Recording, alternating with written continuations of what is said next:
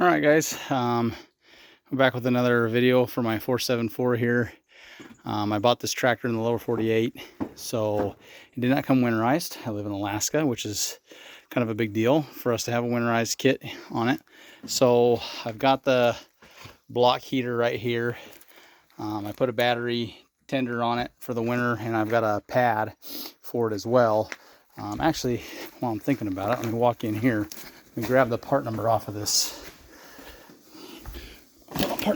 Block heater. So this is the one that I've got for it.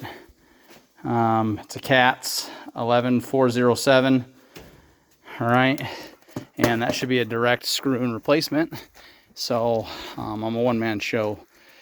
So basically I'll show you how to replace it. I'm gonna show you where it goes. So this is the left hand. If you were facing forward, the left hand side to side with the alternator and the exhaust pipe. And this is pretty simple on the 474s. On the some of the smaller models, you have to actually knock the freeze plug out.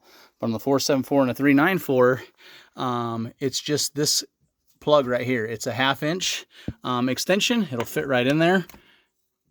Bang, and then that'll screw out. And I've already got my new one prepped. We'll screw it right in.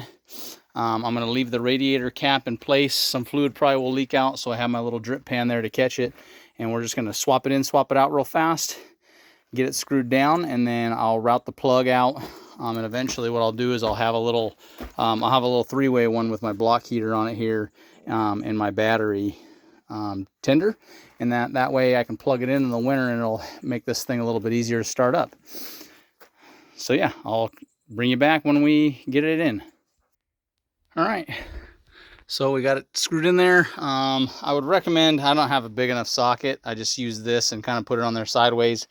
If you've got a socket, it might be better. I think it's bigger than a 33. That's the biggest one I got. So when you go, you might want to buy a socket with it. It'd make it a lot easier to put in. Like I said, I just put that on there, twisted it kind of sideways, jimmied it in there. And then I ran the cable up along the coolant, back down in front of the radiator, and I got it dumped out over here by my battery charger. And that should be it. It dumped maybe, I don't know, a cup or so of fluid, maybe a little more. So I topped it back off, and it's ready to go. We'll start it up. We'll let it do its thing. I got to do an oil change on it as well, which is pretty self-explanatory and easy. But there you go. That's a block heater install on a 474 or a 394.